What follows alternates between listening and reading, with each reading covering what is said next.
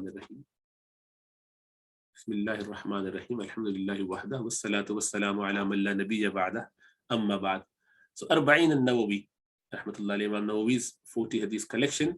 Today we will cover this hadith, which is narrated by the Sahabi called Tamim ad-Dari. So نحمده ونصلي ونسلم على رسوله الكريم أما بعد. فعن أبي رقية تميم بن أوس الداري رضي الله عنه أن النبي صلى الله عليه وسلم قال: الدين النصيحة. قلنا: لمن؟ قال: لله ولكتابه ولرسوله ولأئمة المسلمين وعامتهم. رواه مسلم. On the authority of Sayyidina Abu Ruqayyah Tamim ibn Aus ad-Dari, rahmatullahi alayhi. He said that Prophet Muhammad sallallahu alaihi wasallam said the religion is nasiha. We leave the word nasiha as nasiha for the time being because it cannot be translated. This is one such word in Arabic language which cannot be translated in any other language. Rather, you have to give the whole explanation around this. So that is going to be the task, inshallah ta'ala. But for the time being, let's keep it as nasiha. Religion is nasiha. In simple terms, people would call it sincerity, but that does not only mean sincerity. Anyway, we will cover that. The people said, to whom, Ya Rasulullah? To Rasulullah sallallahu alaihi wasallam replied, to Allah, to his book, to his messenger, and to the leaders of Muslims, and to the common folk of Muslims. This is recorded by Imam Muslim. So let's see a few points about the narration per se. This hadith has been recorded by other Imams as well, like Imam Abu Dawood in his Sunan, Imam Nasai, Imam Ahmad, Imam Humaydi, who was a teacher of Imam Bukhari, Abu Awana, Ibn Hibban, Al-Bayhaqi, and many others. They all recorded this hadith. This hadith is also mentioned in Sahih al-Bukhari, but as a title. Imam Bukhari, rahmatullah alayhi, would bring certain hadith, parts of the hadith, as the subject, the topic, and they call it Bab. So the chapter heading would be Ad-Dinun Nasiha. And the reason for that is Imam Bukhari has got a very strict criteria for all the hadith that he would bring in his book as a marfu, as a hadith. And that criteria is way stricter than many other books. And that is why Sahih Bukhari is the most authentic book with that criteria. So since the meaning is sound, the hadith has got a lot of corroborative evidence to support it. So that's why Imam Bukhari wanted to bring this in the book, but he could not bring it at all as a marfu hadith due to the conditions not fulfilled. One of the conditions not fulfilled specifically. So anyway, leave that for higher studies, why that was. But anyway, the hadith is actually sahih and sound, and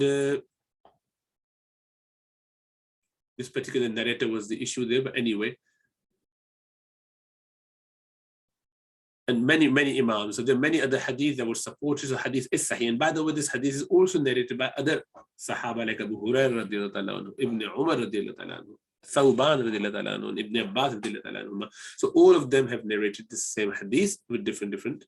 And in certain of them, Rasulullah sallallahu alaihi wasallam said this 3 times: the Dinun Nasiha, Ad-Dinun Nasiha, Ad-Dinun Nasiha, to put the emphasis on the deen is just sincerity.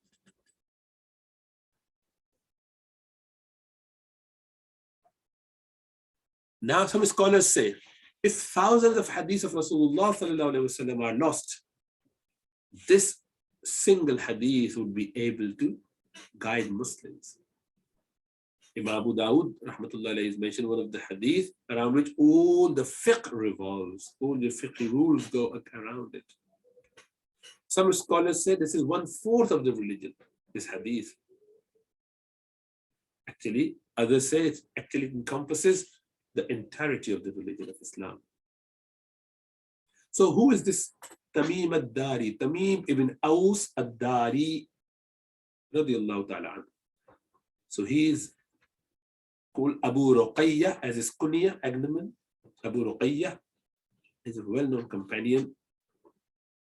His ancestors were, one of them was Dar, who was a leader of a tribe. That's where the name Dari came from.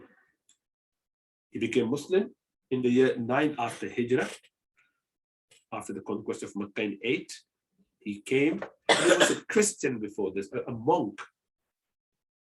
He participated in the Battle of Tabuk with Rasulullah sallallahu alaihi wasallam, and after that in certain saraya. Saraya is the expedition where Rasulullah sallallahu alaihi wasallam sent someone else as an appointed Amir, rather he being in Medina dealing with some other issues. Called Saraya. Saraya is plural of that. So it wasn't a ghazwa, it was a Saraya, technical term. But anyway, he was participating in all those expeditions. He lived in Medina during the time of Rasulullah sallallahu alaihi wasallam for 3 years nearly, and then Abu Bakr Siddiq's 2.5 years, and then Umar al-Faruq's 10 years, and then during the time of Uthman and his later part, when there was a lot of, infights and other issues going on, he then moved to Syria, which was his main place where he was originally from. He was the first person to put lanterns in the masjid. In Masjid Nawawi, Rasulullah sallallahu alaihi wasallam was entered, and he found all those small lamps hanging from the ceiling, and some on the wall as well. He was so pleased. Rasulullah sallallahu alaihi wasallam for the first time saw Masjid Nawawi being that bright, and he inquired about that. And when they mentioned this is Tamim, he did it. Rasulullah sallallahu alaihi wasallam made dua for him. And he said, if I had a spinster daughter who's not married, I would have married this man to my daughter.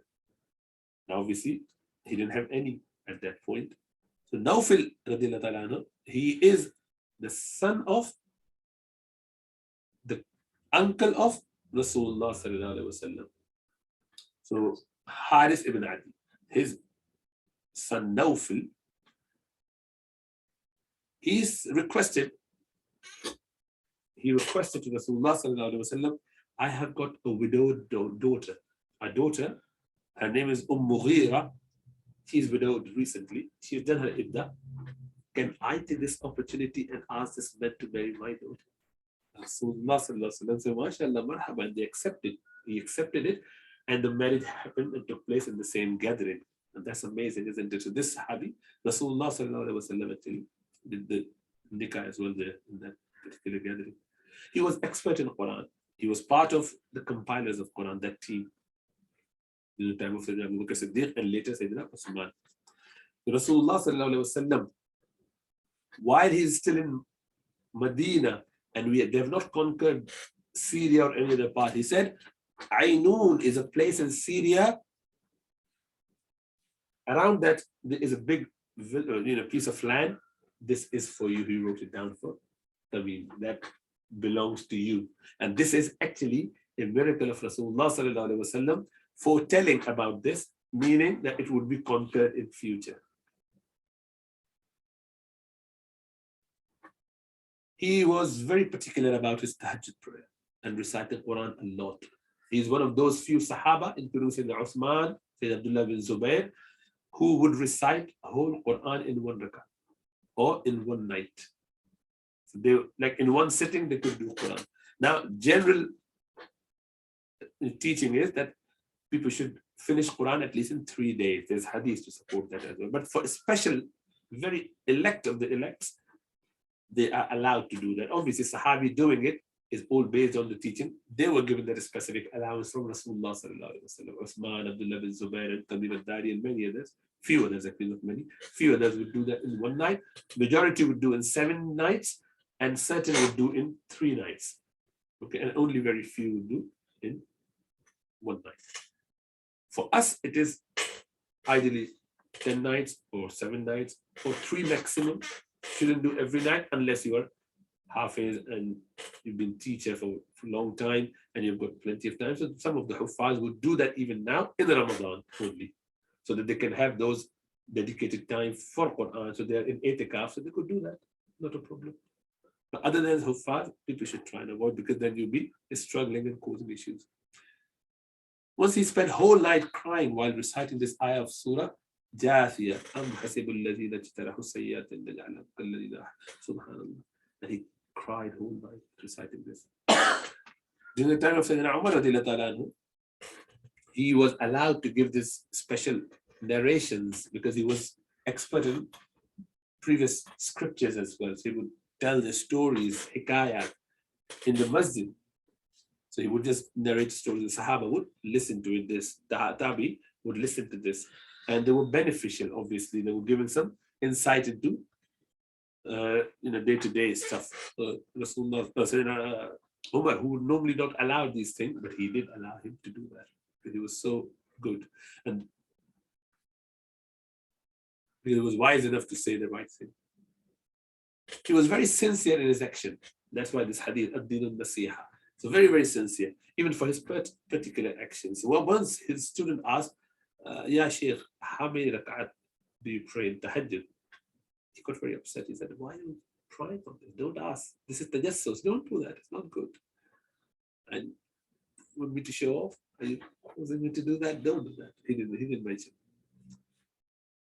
Once he was tending his horse, and he was literally separating the barley from the chaff and keeping it nice and clean for the animal, taking the rubbish out of it so that it becomes much more useful for the animal. His student, Rawh ibn Zamba, he was there. He's quite, Ya Shaykh, have you not got someone else to do it for you? Some slaves, some people, someone, family members? He said, yes, but I want to get the reward of taking care of my animal. Rasulullah sallallahu alaihi wasallam mentioned that every grain that you provide for your animal, the horse, which would be used for jihad, fighting in the path of Allah subhanahu wa ta'ala in that battlefield, that animal that you're feeding, for each barley you would get a reward. I don't want to miss out on this reward. Such was his humbleness, a sahabi of that eminence, and he's involved in all those activities. Was a place in Harra caught fire during the time of Sayyidina Umar radiyallahu anhu. Asked him, go and take care of this. And Tamim radiyallahu anhu, he just rushed, and he did work hard to extinguish it. And he actually put himself in a very severe danger because it was quite a big fire. Sayyidina Umar radiyallahu anhu got very happy with that, and he said, Khayru ahli al-Madina, is the best among the people of Medina. Sayyidina Tamim al-Dari. Fatima bint Qais, even of the Sahabi, she said, I heard the voice of caller, the caller of Messenger of Allah sallallahu alaihi wasallam saying, As-salatul jami'ah. This was the way people would say As-salatul jami'ah to announce for common people, the people who were working in and around, to come to the masjid. Mean we need to gather together. So everyone came out. So Fatima said that we came out and we went to the masjid and we prayed with Rasulullah sallallahu alaihi wasallam, and I was in the women's row, and that was closest to men. So in the first few rows. So I heard Rasulullah sallallahu alaihi wasallam when he finished prayer, he sat on the mimbar and he was smiling. He said, let every person stay in the place where they just pray. Don't move. Stay in your place. Keep in your place. And he said, do you know why I called you together? They said, Allah and his messenger knows the best. And he said, by Allah, I did not call you together for an exhortation or for a warning. I have called you together here because Tamim al-Dari, a Christian, he came and swore allegiance and he became Muslim and told me something which agrees with what I already told you about Dajjal. And he told me that he sailed in a ship with 30 men of Lakhm, this is his main city, and Jazam, and they were tossed by the waves of the sea for a month. They then came to an island at sunset. They sat in a small rowing boat and landed on that island. They were met with a beast with a great deal of hair. It was just so not distinguishable from front and back. It was just covered in this because he was so hairy.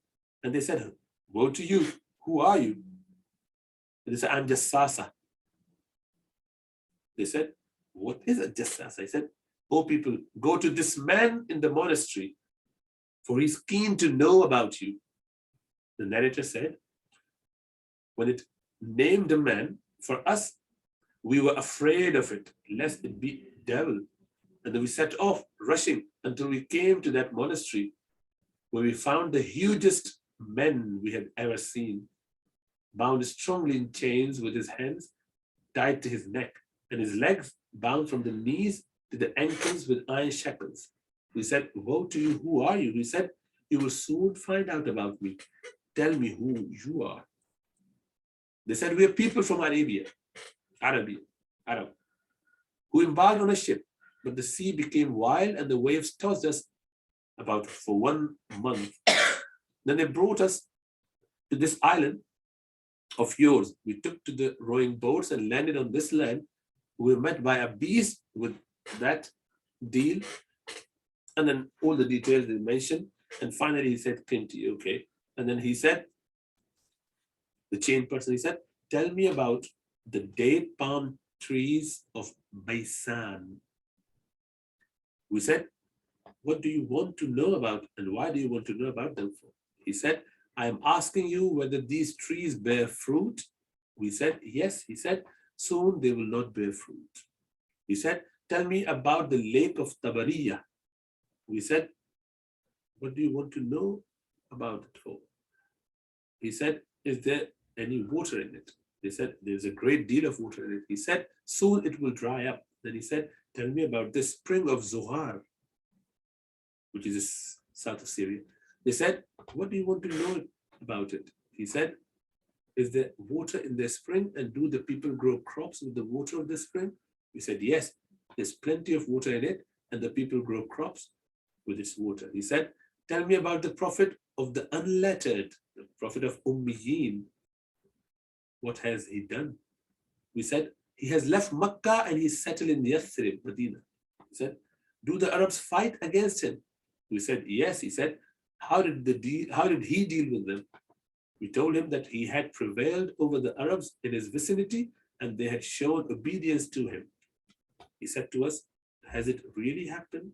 We said, yes. He said, if it is so, that is better for them that they show obedience to him. Now I will tell you about myself. I am the Dajjal, and soon I will be given permission to emerge. So I will come out and travel in the land and will not spare any town, but I will stay for 40 nights except Makkah and Taibah. Taibah means Medina. Because they're both forbidden for me. Every time I try to enter one of them, I will be met by an angel with a sword in his hand who will bar me from entering that. And on every route, there will be angels guarding it. Fatima bint Qais, the narrator of the story, he said, then the Messenger of Allah ﷺ struck the mimbar with his staff and said, this is Taibah, this city, Medina is Taibah. This is Taibah, this is Taibah, meaning Medina. Did I not tell you about this before? The people said, yes, Ya Rasulullah ﷺ. I like the story of Tamim because it agrees with what I used to tell you about him and about Makkah and Medina. But he is the Syrian Sea, Mediterranean, or the Yemeni Sea. No, rather he is in the east. He is in the east. He is in the east, min Dajjal. And he pointed towards the east with his hand. He said, I memorized this from the Messenger of Allah sallallahu alaihi wasallam. So that's the hadith from Sahih Muslim. The Tamim al-Dari is the one who mentioned about this Dajjal, which Rasulullah sallallahu alaihi wasallam already told. So he died in the year 40 after Hijrah in Palestine, and he's buried in Hebron. He had one daughter called Ruqayya, that's why he's called Ruqayya as a kunya. This is the hadith which is found in Sahih Muslim, but there are about 40 hadith he narrated in different hadith books.